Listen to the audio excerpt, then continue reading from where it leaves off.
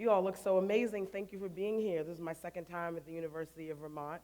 I love it. My children are here. I want to say thank you. I didn't hear them, so that made me very happy. You know, when you've got, we drove down from New York, 6 hours. It took us 9 hours to actually get here. Um, so the fact that they've been sitting there so fantastically being quiet, I just want to tell them thank you. Let us liberate. See what I did there? Now, you're probably asking yourself, is this some sort of mescaline mixed coup d'etat? Now, I'm pretty clever. It's actually a play on words. But what I do want us to think about are not heads of lettuce storming the barn Braveheart style in an attempt to free themselves from the confinement of agriculture, but instead think of a collective mantra. Let us liberate. Now, what does that mean? Who are we liberating? How? And who is going to be doing the liberating? I mean, really, many of us here in this room just want to grow food, we want to eat good food, we want to have access to good food. We believe in our hearts that the rest will just fall into place because we've got good intentions, and damn it, it just has to be that way. Well, how's that working out for the hood? I don't want to be a Debbie Downer, but I really want to talk about this food sovereignty thing. I want to get down to the nitty-gritty. I don't want to talk about food security. Food security is different.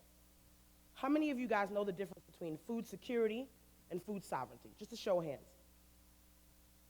That's kind of dismal, but that's okay. I'll walk you through it. Food security, how's this little pointer thing work here?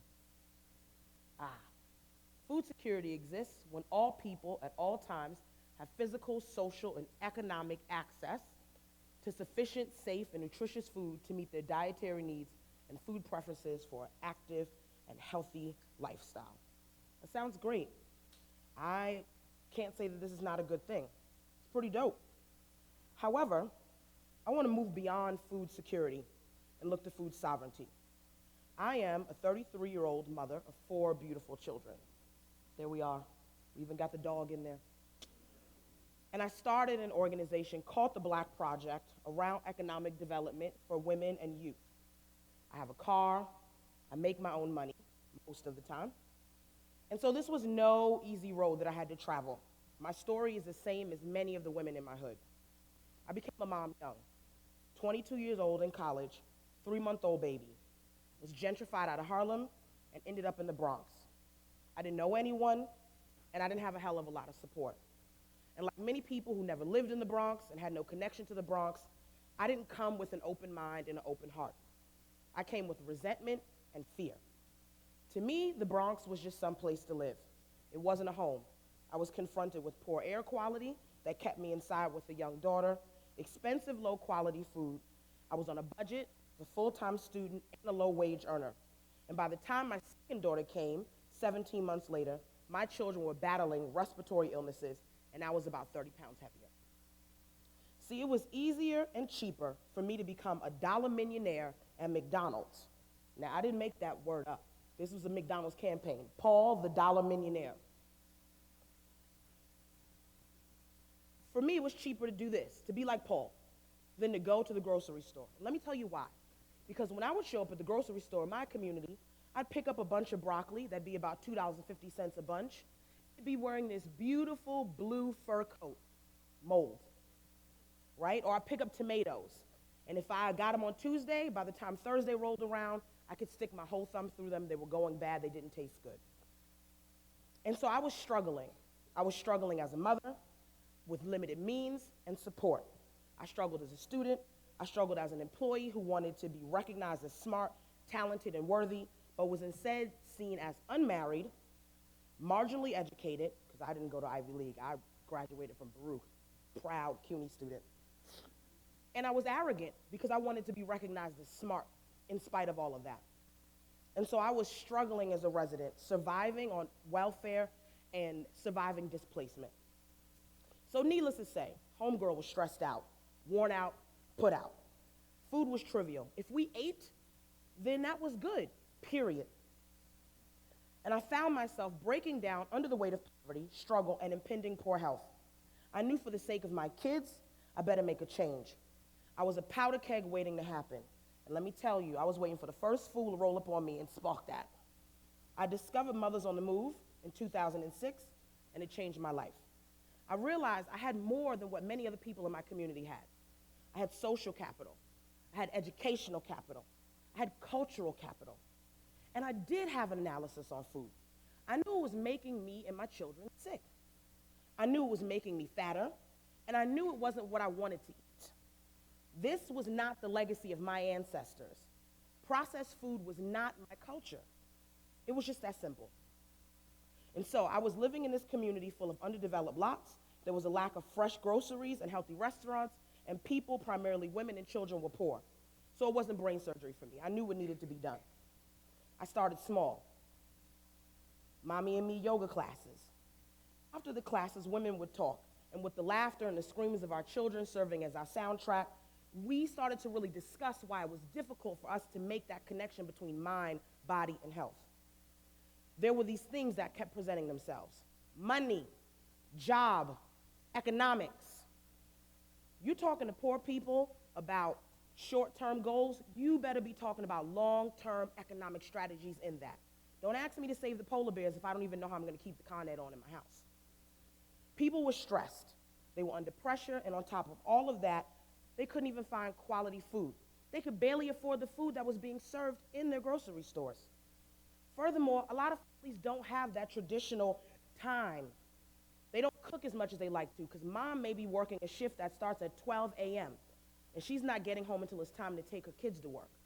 They may be dealing with issues of incarceration, single parenthood, these things that affect how our lives actually run on a day-to-day basis. And so reclaiming the kitchen looks a little bit different for these folks.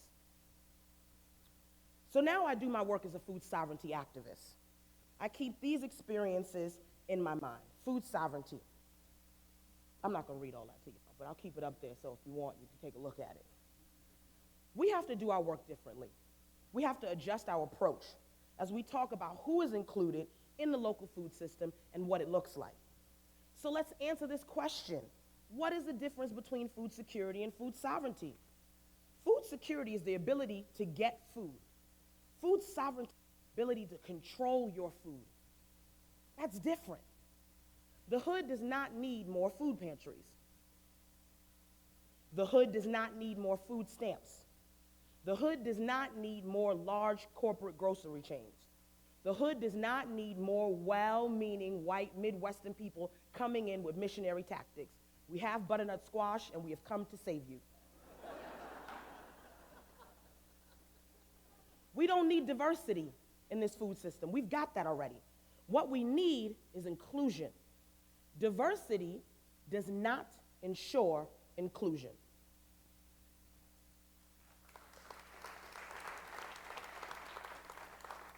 Now, I was being a little bit facetious with the butternut squash and all that kind of stuff.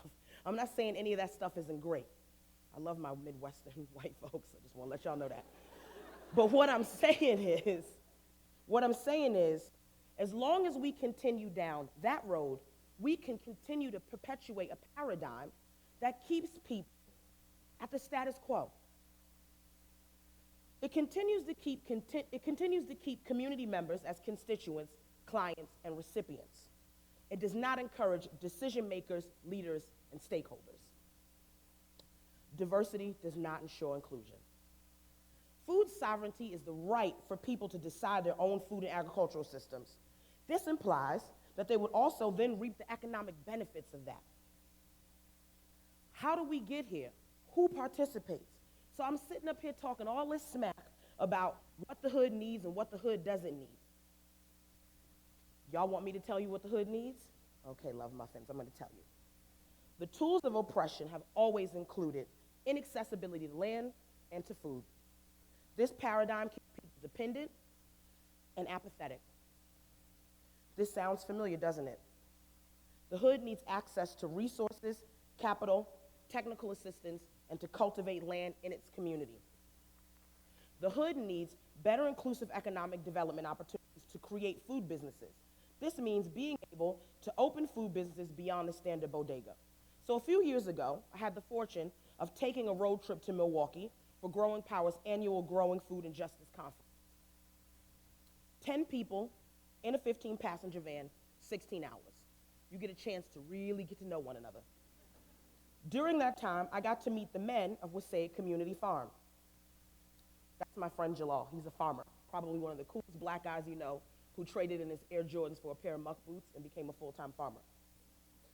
And so we as two black people doing food felt obligated to share our resources to the people that were struggling in our community. We also felt obligated to learn from our elders. I know Karen Washington is back here somewhere in the crowd. The things that we had become disconnected from. Yoni talked about those 3 generations of folks. I'm part of that. And so we wanted to make sure that we went back and we relearned those things and passed it on to our community. We felt obligated as 2 people of color who have the amazing privilege to actually have access to land. That's huge. And so we started to grow food together. Now, I quickly figured out I did not want to be a full-time farmer. I've got acrylic fingertips and false eyelashes. Farming's not for me. What I did realize, however, was that I wanted to make sure that the women like me in my community were invested in their food, emotionally, financially, spiritually, right? Food is a very sacred cultural piece. And so I wanted to feed our bellies and to feed our brains. So we spent many nights plotting. How are we going to be a part of this new food system? How could we create a model where people were engaged and provide them with affordable, high-quality food and keep them engaged while building community and catalyzing political education? I tried to start a farmer's market. Didn't work. That wasn't what my community needed. I thought that's what my community needed. But it didn't happen the way I wanted it to. And I sat in this failure, and I was wondering to myself, maybe I should just hang it up. You know, maybe it's just too hard. People are going to eat what they eat. I started shifting and thinking about that rhetoric we hear. Poor people eat poorly because they just don't try hard enough. My mentor said, go back and listen to the people in my community. Ask them what they needed. And so we started finding out. People were telling me, if you're going to put good food in this community, it's got to almost damn near be at my doorstep. It's got to be easy. When I come home and I've been on a welfare, workfare program, and I've got to pick up my kid at 3 and then get home and do homework and baths, it's got to be on the way to my house, or it's not reasonable. It's got to be affordable. It's got to take food stamps, right? And so I said, you know what? I need to be accountable in my community. That's how I catalyze local economic development. How do I also increase the disposable income of the people in my community? Because it's not just enough to take food stamps, but also thinking about how do we get to a point where people can make an investment in themselves and in their food? I was rolling around this question is, should food always be cheap, right? Should we be able to go get food quickly, cheaply, all the time? And so we started assessing, what are our resources? How do we do this? The law says I've got a bus. And I said, I've got the technical know-how to raise money, and I've got access to South Bronx communities. And so I was becoming increasingly visible, being able to be in spaces and talk to wonderful people like yourself. Got this great personality, charismatic soul. Yeah, got something here. And he said, okay, great. You use your good personality. I'll grow the food, and let's get this community inside the hood. And the South Bronx Mobile Market was born. So the South Bronx Mobile Market is going to be launching next month, late July. She's like an eco version of Pimp My Ride. We're putting solar panels on her. We're going to be using reclaimed materials to build her out on the inside. We just converted her engine to run on used vegetable oil. So all that junk food that they're marketing in our communities that Yoni was talking about, we're going to roll around and pick up their oil and then use it to fuel this bus so that we could actually normalize good eating, quality produce.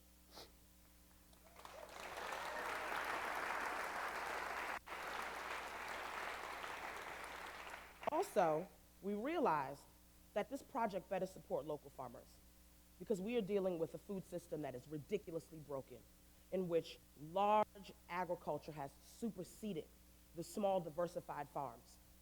And so it was important to us that while we were dealing with the needs of the people in the community, that we also deal with the needs of rural local farmers who face many of the same issues. The variable may look different, but 3 plus 2 is 5 and 4 plus 1 is still 5. The results were the same. And so we're working with local farmers like Wasaya Community Farm, Corbin Hill Farm, Sky Vegetables, which is a 6,000 square foot greenhouse right outside the projects in the Bronx, growing leafy greens and herbs. And we were going to work with Whole Share to make sure that we bring this kind of quality, local, pesticide-free food into our community. Now, I'd love to say that I'm the innovator of the mobile market. I'm not. This is us getting our bus prepared, stripping it down, start of the mural almost completed. That's what it looks like now. There are other folks who have used this model. That's how I know it works. I'm only tweaking it, making it appropriate for my community. We've had folks like Fresh Moves out in Chicago. Now, if they can get a bus, turn it into a market, and get kids on the west side of Chicago eating vegetables, I knew we could do it in the South Bronx. You got folks like People's Grocery out in Oakland. We're going to follow in their footsteps. And folks are amped. We have raised $15,000 through our Indiegogo campaign, $20,000 from the Simon Bolivar, $30,000 from Clenille since December, led by a single mother from the South Bronx. That's what this project is about.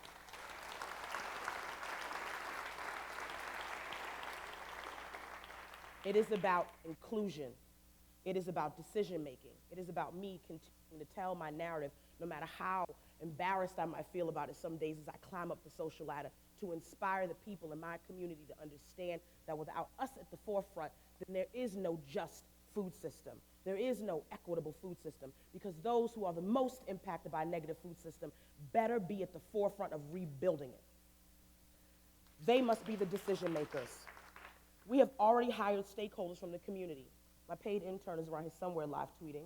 Young woman just came back from college in the Bronx, and now she's working for me. That's not a reality for many of the young people that are lucky enough in my community to come out of college and graduate, to be able to come back to the same community and to get a job where they get paid doing the work to fix their community. So I'm extremely proud of being able to facilitate that kind of opportunity for someone. And next month, we're going to hire more. We're going on a bus tour. We need to hire 2 drivers. We need to hire about 4 to 6 folks to do the packing and the sorting and the loading. And then we're going to gather feedback from the community. We're going to continue to stay informed by them. What are the hours that work best for them? What do they want to see? What's culturally relevant? Can we train folks from the community to come and do the cooking demos instead of us doing them ourselves? This is not charity.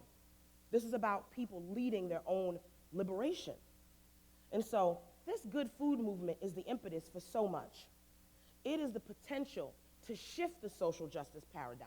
I know that sounds naive, but it's not. Because the reality is we all have to eat. We must all break bread, but we cannot come to the table to break bread under a structure that mirrors our current society. A society that normalizes whiteness, that grants privilege to some on the backs of others. A society that, even in its approach to equality, continues the paradigm that one group is the decision makers while the other group is relegated to being the downtrodden, dependent on the goodwill of others. Equality can be encapsulated in the Aboriginal saying, if you have come here to help me, you are wasting your time. But if you have come because your liberation is bound up with mine, then let us work together. Our equality is inextricably bound up in one another, like roots funneling deep into rich, loamy soil. We seek to cultivate something that can be shared by all. We sit down at a collective table, not just to extrapolate over the good food movement, but revolution, a revolution of peas and chard that results in liberation. Namaste, y'all.